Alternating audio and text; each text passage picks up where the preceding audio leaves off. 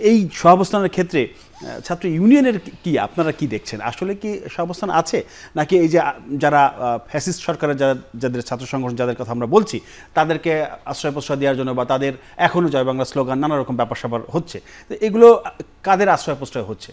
মানে সহাবস্থানের জায়গাটা বিষয়টা হচ্ছে যে আমি শুধুমাত্র এটাকে সাংগঠনিক ডাইনামিকের জায়গা থেকে দেখতে চাই না। আমার কাছে মনে হয় যে যেই কথাগুলো ইতিমধ্যে এসেছে দু একটা ফ্যাক্টর একটু স্পষ্ট করে বলার দরকার আছে।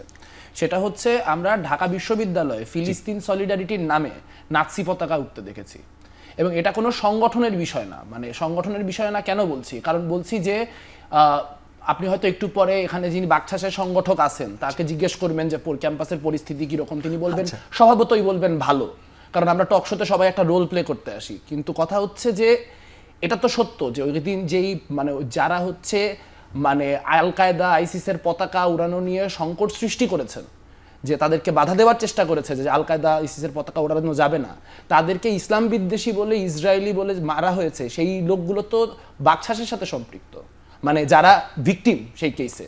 তার মানে হচ্ছে যে এতদিন পর্যন্ত জিনিসটা যখন শুরু হয়েছে, যখন প্রথম রাজু ভাস্কর্যের সামনে প্রথম পতাকাগুলো উড়েছে, তখন আমরা অনেক ক্ষেত্রে বলতে পারি নাই, কারণ তখন এমন একটা পরিস্থিতি সৃষ্টি করা হয়েছিল যেন বা আইসিসের পতাকার বিরোধিতা করাও কোনোভাবে ফ্যাসিবাদের দোষর হওয়ার সমতুল্য।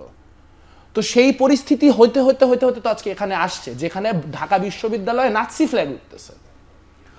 এখন এইটা আমি বলতেছি না বাকছাসের দোষ, আমি এটা বলতেছি না ছাত্র শিবিরের দোষ, এটা বলতেছি না কাকে দোষটা দিবেন, দায়টা কার, কে নিবে দায়? এই প্রশাসন এই জিনিসটা একটা নাৎসি পতাকা ওড়ানো বন্ধ করতে পারে না, সেই প্রশাসনের উপর আমি এত বিশ্বাস কিভাবে আনি যে হইতেছে যে কালকে একটা ডাকসু নির্বাচন হলে সে বিভিন্ন ক্ষেত্রে বোল্ড অবস্থান নিতে পারবে। আমি যদি এটার সাথে একটু যুক্ত করি, এখানে পরিবেশ নিয়ে অনেক আলোচনা হবে, পরিবেশ নিয়ে কাউন্টার আলোচনাও হইতে পারে যে হচ্ছে যে ডাকসু দিলে পরিবেশ ভালো হয়ে যাবে, এটাও নিশ্চয়ই বলতে পারেন মানুষ। কিন্তু আমার প্রশ্ন অন্য জায়গা, আমার প্রশ্ন হচ্ছে যে ডাকসুর যে গঠনতন্ত্র, এই ডাকসুর গঠনতন্ত্র নিয়ে এইবার ম্যাসিভ রকম ইনপুট ছাত্র সংগঠনগুলি তাদের তরফ থেকে দিয়েছে। প্রায় প্রতিটা ছাত্র সংগঠন ডিটেইলড তাদের যে গঠনতন্ত্র, সেই গঠনতন্ত্রের প্রস্তাব হচ্ছে, সেটা বিশ্ববিদ্যালয় কর্তৃপক্ষ চেয়েছিল, তার বিধায় আপনারা দিয়েছেন, আসবে আলোচনা জি না মানে। কিন্তু যখন এই গোটা রোড ম্যাপের আলোচনা হচ্ছে, পুরো আলোচনাটা হচ্ছে, সেখানে সামহাও গঠনতন্ত্রের আলাপ মিসিং। সেখানে প্রশাসনও ক্লিয়ারলি বলছে না গঠনতন্ত্র নিয়ে তাদের অবস্থান কি, ছাত্র সংগঠনগুলি অনেক যারা দ্রুত ডাকসু চাচ্ছেন তারাও গঠনতন্ত্রের বিষয়ে তাদের অবস্থান কি, কতটুকু গঠনতন্ত্র মানে গঠনতন্ত্রে কতটুকু পরিবর্তন হলে তারা নির্বাচন করবেন এবং নির্বাচনের মানে নির্বাচনটাকে তারা মানে উপযুক্ত মনে করবেন, তার কোনো আলোচনা আসছে না। আমার কাছে মনে হয় যে আলোচনাটাকে এই গঠনতন্ত্রে নিয়ে যাওয়া খুব, যদি আমরা না নিই তাহলে আমরা হিপোক্রিট, কারণ আমরা রাষ্ট্রের প্রশ্নে বলছি যে রাষ্ট্রের এই গঠনতান্ত্রিক পরিবর্তন না হওয়া পর্যন্ত আমরা নির্বাচন চাই না, এবং সেই প্রশ্নে কিন্তু আসলে মানে অধিকাংশ রাজনৈতিক দলই এক জায়গায় আছেন যে হইতেছে যে কিছু সার্টেন সংস্কার লাগবে।